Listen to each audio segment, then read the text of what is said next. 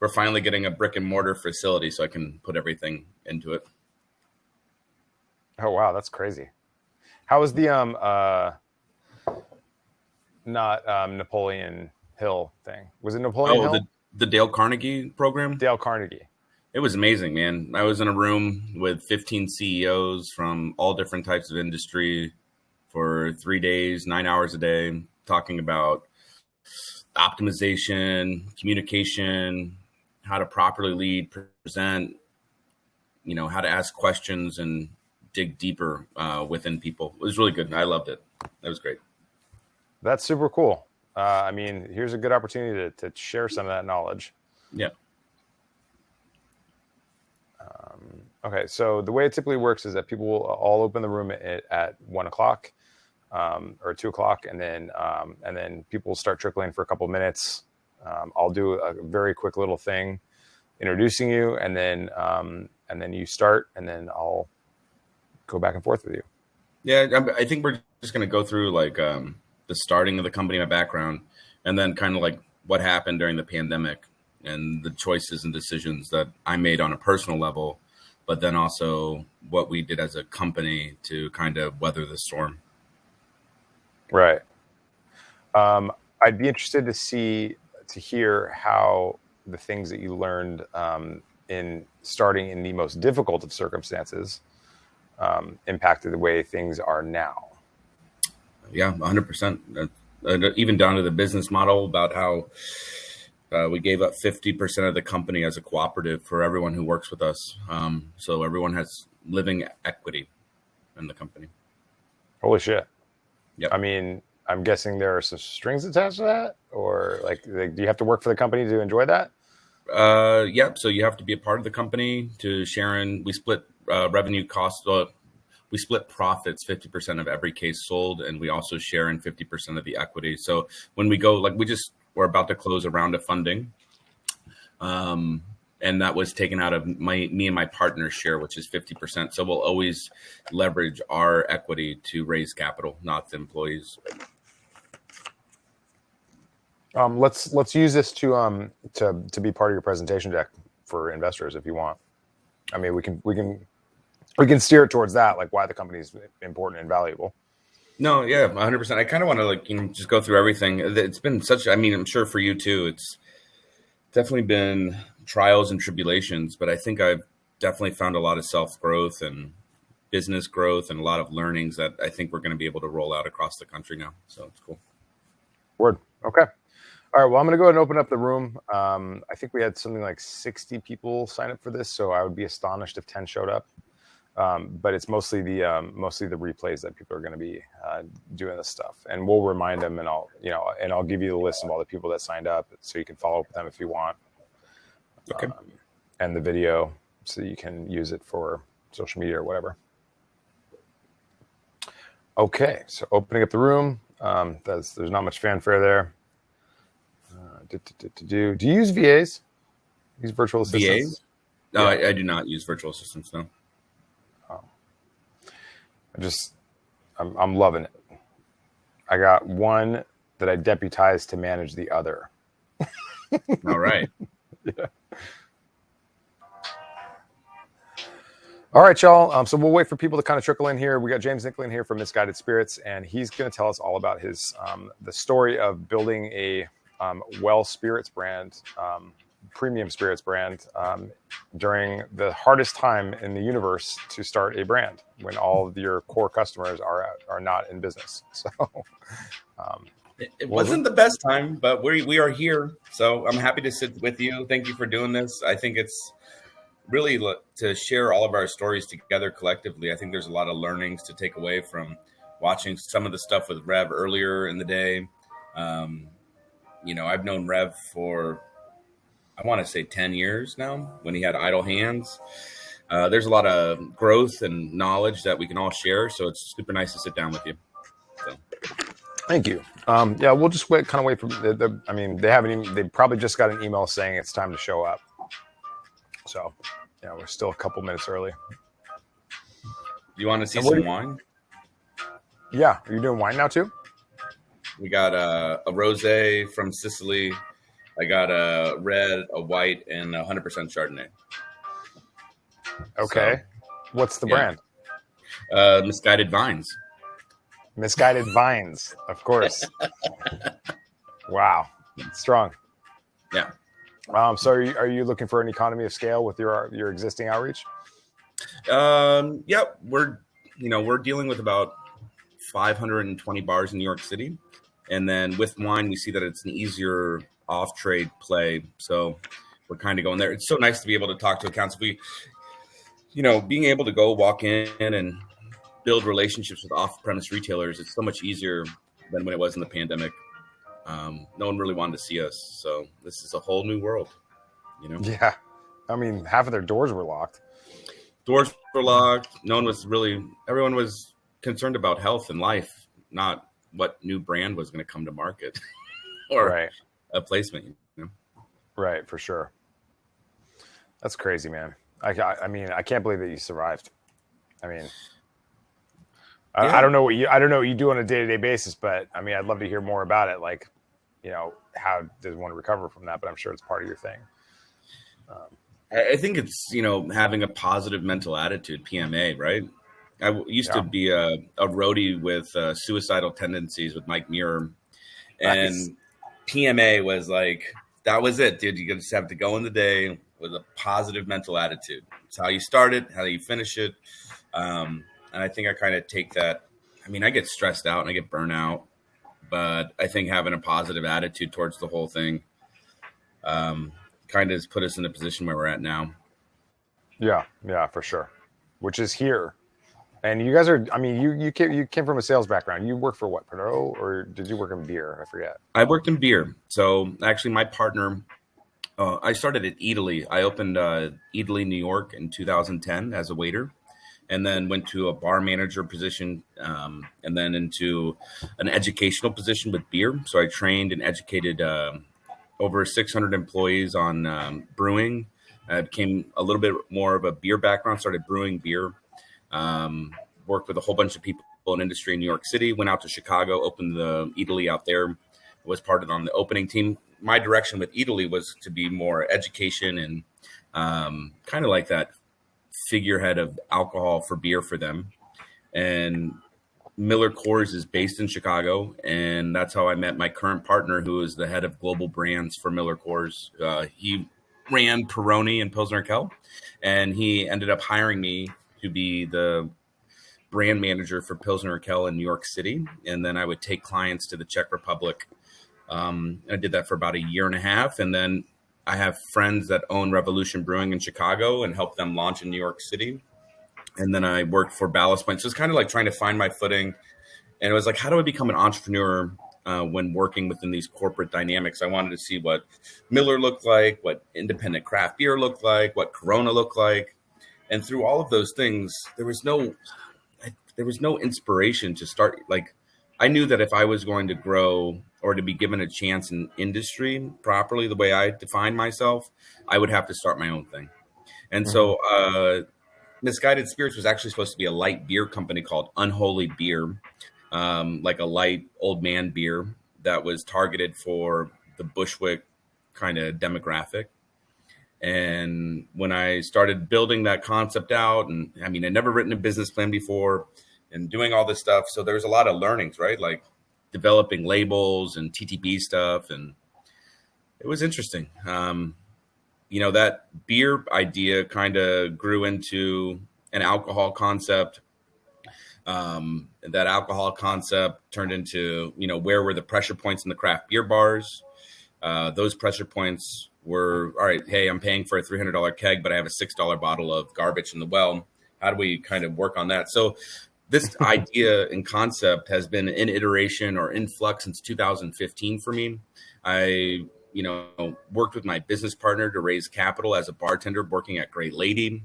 I've always moonlighted as a bartender. I've opened nightclubs in the city. I've worked at a lot of the festivals that come through the city. And so as I was working these things, I was seeing the house spirits were the most heavily used. And the branding and the stories and all that stuff for the house is horrible. There was no brand equity to bartenders. There's no brand equity to the consumer. So I was like, how do I make something that resonated and that was fun and that was a party but also that could be used on a day-to-day basis on such like a level that made sense. So it's an economy of scale, right? Like Right. what product am I going to bring in that can hit scale on a level that makes sense, but also, we're going to, it's interesting, right? Like I didn't want to do anything small because I come from like big beer background. But I also wanted to treat people correctly because I've been a rep and an ambassador before, and we're the biggest throwaway piece. So you're going to work 3 to 4 years with a brand. They're going to milk you for your contacts, your friends. You're going to be the identity of the brand in the market.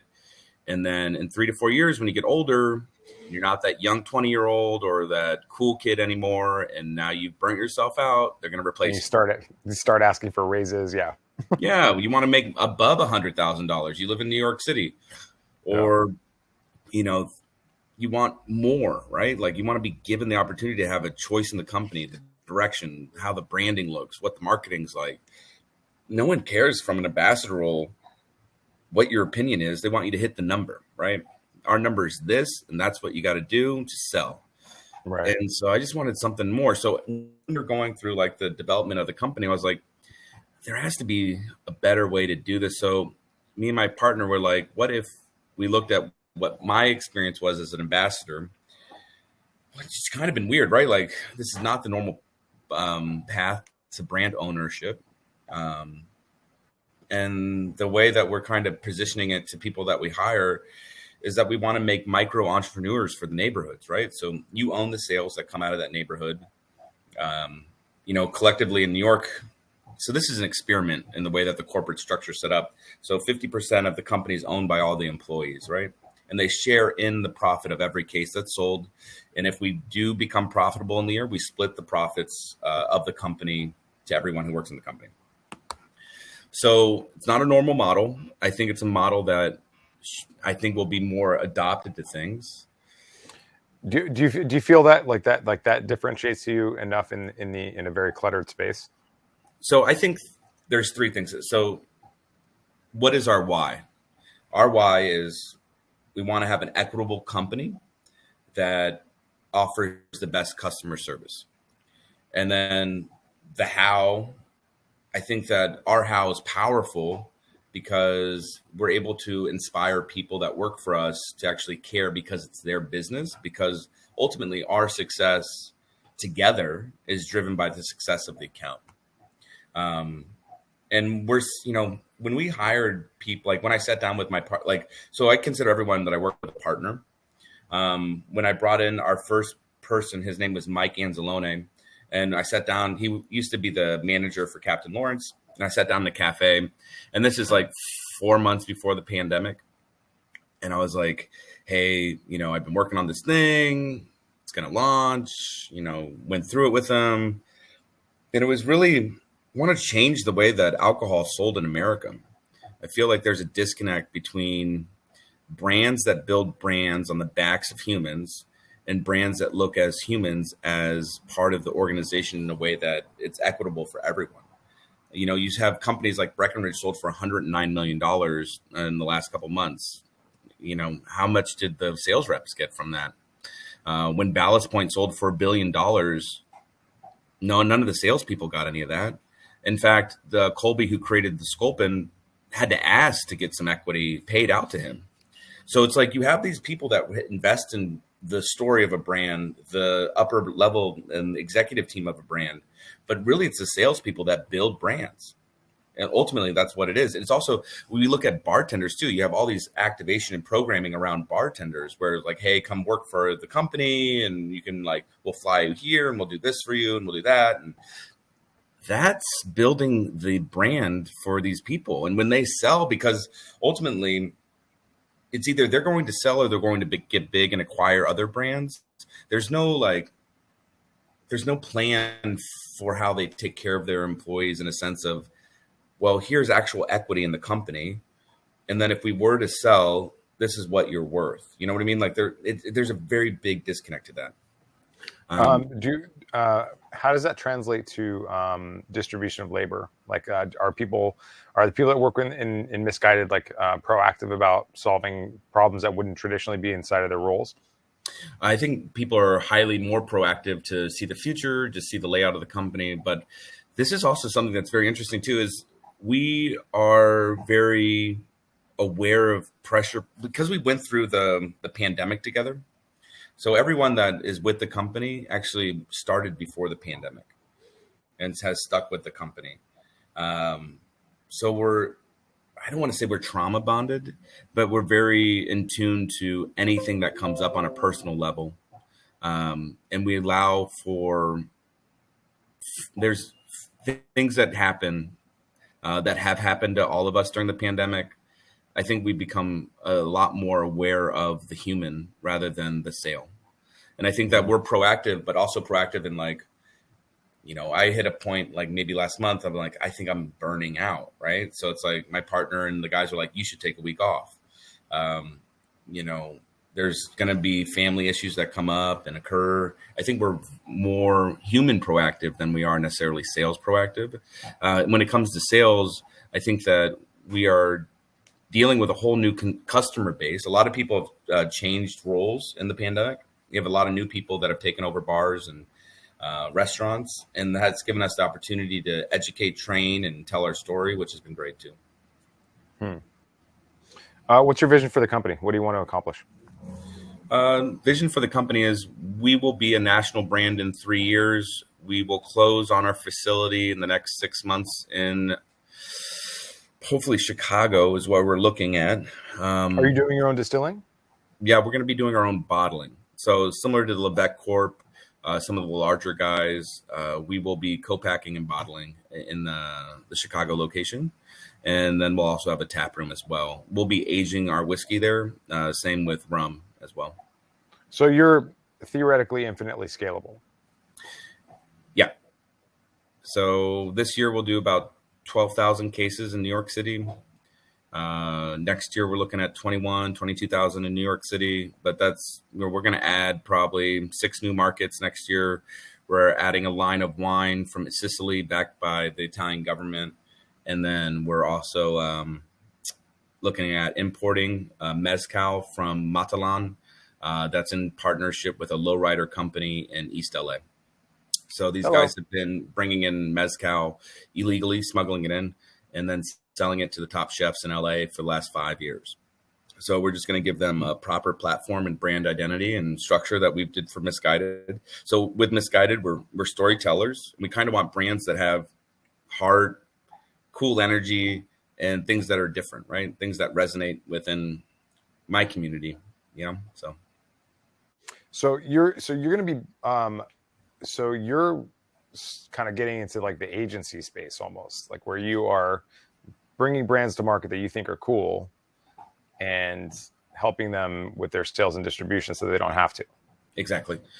Ideally, what we're trying to do is build a full integrated portfolio that can live in the bars, and that, ideally, the more things that we can sell, the more money our guys make, right? So ultimately, it goes back to, I think a sales rep, even at the top end, you're making 90,000. And ideally, our guys are making way above that, right? So, that's really the goal for the company, is to get everyone above 6 figures. And then from there, it's like, how do we teach people how to utilize that money to grow more money, but also how to be healthy, and kind of like we're in the human company, right? Like we want to take care of the people that work for us in a way that grows them, not only inside the company, but outside the company too. That seems to be kind of the through line with the Supplier Summit is we're focusing on smaller producers, independent entrepreneur, brand owners, and everybody's really focusing on nobody's really talking about KPIs and like how to like the day-to-day drudgery of being a rep. But I think there's a lot of learnings in that too. But I'm giving you the kind of the overview, but if you don't plan your days, and if we didn't plan for where we were now with our supply chain and how we execute and how we hit accounts, how we go to market, if there's no plan on a daily level, weekly level, or monthly level, then you're not going to have a path to execute. So I remember I was sitting with, I guess it was Eamon Rocky, who I love. And this is like maybe 5 or 6 months ago, and I was like, hey, this year I'm going to hit 10,000 cases. And he laughed. And it's fine, because that's such an outlandish thing to say to someone when you've only sold, I think, at that point it probably only sold 3,000, 4,000 cases, because we just signed with Blueprint as our distributor in July, last July. And it was like they took a risk on us, right? But to sit with someone and you tell them 10,000 cases, it's just like, get out of here, man. You're full well, the risk goes both ways for sure. Yeah, 100%. But to now be in this position where it's like, that's actually not, we're going to hit above that number. It's really exciting to see. I think there was a lot of rough months where, during the pandemic, we were only selling 4 cases a week. Yeah. Sometimes 1. Well, all right, so you've mapped out the next year of your life, the supply, your team's life, your partners' lives. You're like, okay, this is what done looks like at 12,000 cases. What were the points in between? 100%. If you talk about launching a brand, especially with a shoe, so we've never taken regular money. It's always been internal, and so that means it's been very shoestring budgets. I remember walking around Bushwick, I want to say 2019, leading into 2020, that like fall, I had a laundry basket filled with these boxes I had a vodka, a whiskey, and a gin. And the labels weren't even done. They were like, I had found these antique bottles at like a estate sale that I was filling up with the juice. And I'd put like a sticker on it, and I would go to all the bars in Bushwick and let everyone taste. What I found from that is everyone says yes, and they're excited for the entrepreneur. But when it's time to really open and launch, it's a different, you'll have your core accounts, but not everyone's going to take it in, and it takes time to build a brand, right? So I think I was very optimistic of what the brand was going to be in that first couple months. So January 2020 is when we launched. January 15th is when it was at MHW. First of all, I never knew how MHW and Park Street worked, where you have to go pick up your own checks. You have to do your own sales. It's like you have to go into their portal and put your own, stuff in, which is great to have control and to be able to do that. Amazing. Anyway, so we're doing that. We're doing roughly like maybe 150 cases a month. We just ordered 2,000 cases, 3,000 cases. And it's just 3 SKUs. And, I'm so excited. I was like, I'm going to get married in Oaxaca. Like, my stuff is totally put together. And so I flew my friends and family out to Oaxaca March 10th. If you guys know, St. Patrick's Day is when everything shut down. Oh, yeah, I remember that. So we flew back to a complete shutdown. So here I am, loaded with personal freak out moment, just like got married. Now I'm in panic mode. Like my whole life is imploding. I have employees now or partners that we brought in that believe in the company, and now we're shutting down. They're wondering how they're going to get paid. Like I'm wondering how my company's pretty much done. And so I ended up going to Maine and building a farm with a friend. So here I am on this farm in Maine, stress buying goats, because I wanted to build like a farm that could be sustainable. So we had chickens and goats and pigs. And I'm a mess. I'm going on 750.com. I'm trying to email, people every day. The guys are, checking in. So what can we do to help? Like, how can we figure this problem out? And I think that's the biggest thing. We couldn't figure it out. There was nothing to figure out, right? Like you needed just to it's out of your hands. You need to relax, chill out. And I think there was a lot of stress on me because here I was given this opportunity to have this really cool company, and it's already gone. And I've worked since 2015 on something that is it's finished. It's done, right? And so there was a lot of sad nights, trying to figure out and contemplate what I was doing, who I was, where I was going. We did 4 months on the farm in Maine. I thought it was going to be 2 weeks. I was like, I got to get out of here. And so my buddy was working down in North Carolina. His name's Rob Morton.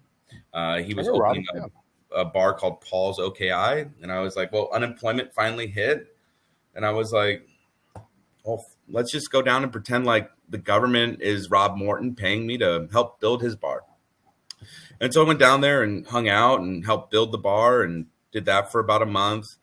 And then Nashville hadn't shut down yet. So my friend was like, I can get you a job bartending at Three Crow. Do you want to come here and bartend? Went out there to bartend, and they shut all the bars. And so here I was in Nashville, no work, no company. And I'm staying in a studio with my wife at the time. And I was like, I got to get a job. So I became a day laborer in a recycling factory, listening to Tim Ferriss' podcast about business. So, check in with all these guys that are pretty much same luck as I am, destitute, kind of down and out. And we're breaking down recycling. And then I do the night shift at Alaska Fan Factory. And I'm just listening to these business podcasts and keeping my mind straight and building ideas and concepts that I want to do. And when it comes back to life, I know I'm going to keep trying. I saved up money. I got my van wrapped with no sales. We had no sales at all. And I was like, I'm going to get this van wrapped in my brand. Because I know if I visualize that we have this work van and it's wrapped, then, I have something. At least I have a van wrap, of the company.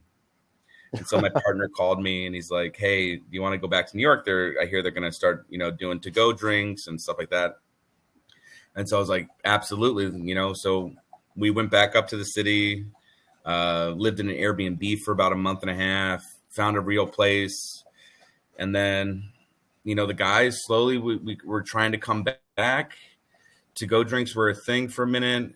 And then the House of Yes hit me up. They're like, hey, we're doing a thing with the city. Can we use your work van to deliver food for the New York housing projects for the blind and the elderly? And it was crazy. The House of Yes kept me functional. Like they paid me to deliver food for the housing authority, and between selling maybe 20 cases a week and doing the House of Yes food delivery, it's kind of what got my company through. It's kind of crazy. Huh. Do they carry Misguided now? They do. They do carry Misguided. I was going to say that'd be kind of weird, But I mean, we were all doing things to help each other out. I mean, I think Meg started Save NYC Bars from Someday.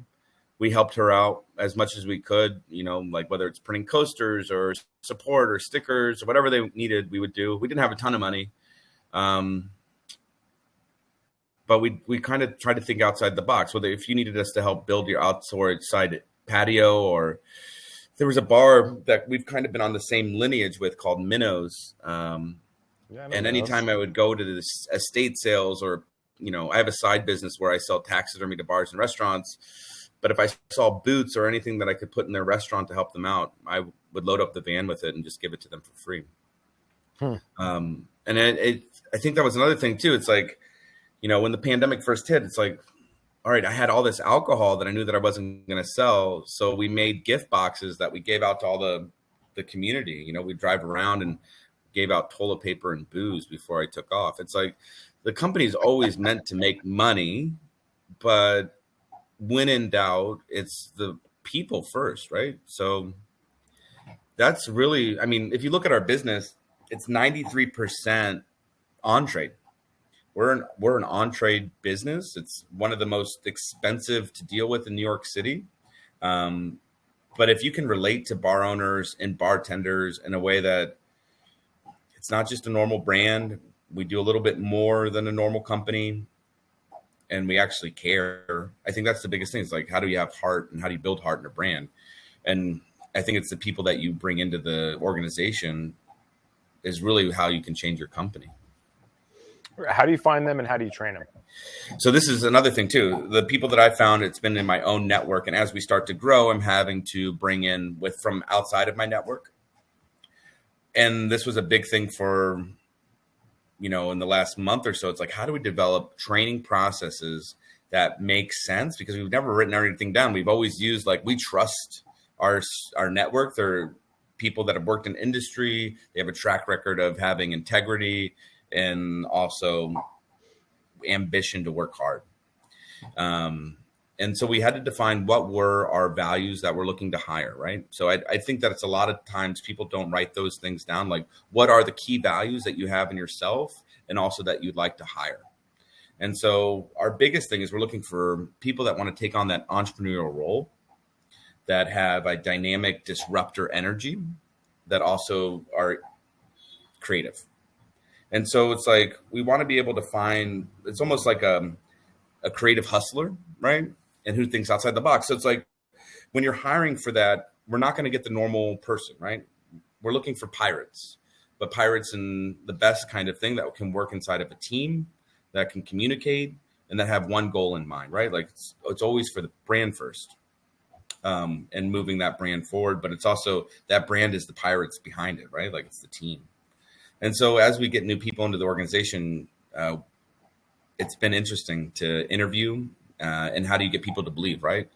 So it's like, do they believe in me? Do they believe in the brand? And that's a whole new world for us too. And I think that's really going to make or break the brand as we grow, is how we have people buy in and stay connected to the brand as well. Interesting. So you're looking for money now. How much are you looking for? What are you going to do with it? So right now we are in talks for $4 million. We're going to purchase a facility to bottle, and then we'll roll out to at least a good portion of the country with that money. We probably don't even need the whole four. That four just gets us to a point where we're, cash in the bank and kind of don't have to rely on one source right now. Are you open to acquisition, or would you actively resist that? Actively resist. So we had a conversation about what our company looks like.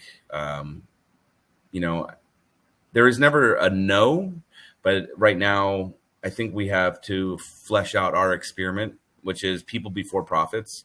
It's a social experiment about how companies organize. And I think that is going to have more value in the long term than just saying, hey, these guys want to acquire us, because the brand is really built on the backbone of employee owned. And what does it truly mean to be employee owned? Because I saw Astor Wines did ESOP, which is great. Employee stock option plan. They're selling it to the employees. It's great. But if you like peel that onion bag, how much ESOP is actually going to the employees, and is the ownership considering themselves an employee, and how much portion of the company is that owner owning? It can really define what happens with inside of an ESOP. When right. It's not, are they giving them enough? Are they giving them enough to be hooked and work there forever, so they don't have to retrain new people, or are they giving them a meaningful thing that they can retire on and perhaps have a legacy for their family? Yeah, that's the thing, right? So, I mean, as we look at where we're set up, I think that we're going to be able to give people an opportunity to have something that's really impactful and strong in the near future. In the long term, I think that it goes beyond that. I think that it's just showing a different business model to the corporate structure, right? And I think that we want to be, I don't want to be front and center. I want our team to really take life of this whole sort of thing that we're building. And I think it's a good structure. I think that it works. And I think that we're going to see a model that's going to start to percolate throughout the industry. Cool. Well, we don't have a lot of time left. Is there anything else that you wanted to share about Misguided and how you kind of navigated through the pandemic? Yeah, I mean, my takeaway from anyone who's watching this is that I would really encourage you to do mental workout, read business books if you can. I just did the Dale Carnegie program for leadership. I think that you have to push yourself to learn more. You have to always be learning. And there's this thing called existential flexibility. So the ability to change at any point, to work out any issues that you have and kind of problem solve on the fly. I think if you give yourself, I might not be a liquor company in 6 years. Who knows, right? Like something might come up and we might move course and directions, but having that flexibility to kind of do that.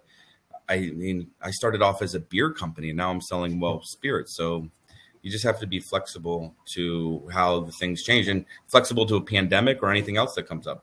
So, yeah, a lot of people their identities are wrapped up in their businesses or their jobs. And that's, it's not all of your identity. No, not at all. But I mean, right. I am very blessed. Thank you for taking the time. If you guys want to come check us out, our Instagram's Drink Misguided. You can see everything that we're doing for Oktoberfest, and come check us out at the Standard Hotel. But thank you for putting this together. It means a lot to be able to tell the story and share the time with you. Of course. All right, y'all. This has been James Zinkling on the Supplier Summit. He is the lead partner. I don't know. First of many partners. First of many partners. Yeah. There's first of many partners. There's a big group of many.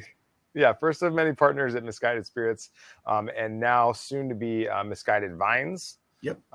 And they are in 500 plus accounts in New York City and expanding to Chicago and doing a whole bunch of fun things. So check them out on Instagram. James, thank you so much for making the time. I appreciate it. And let's talk soon. Thank you. Bye. Bye.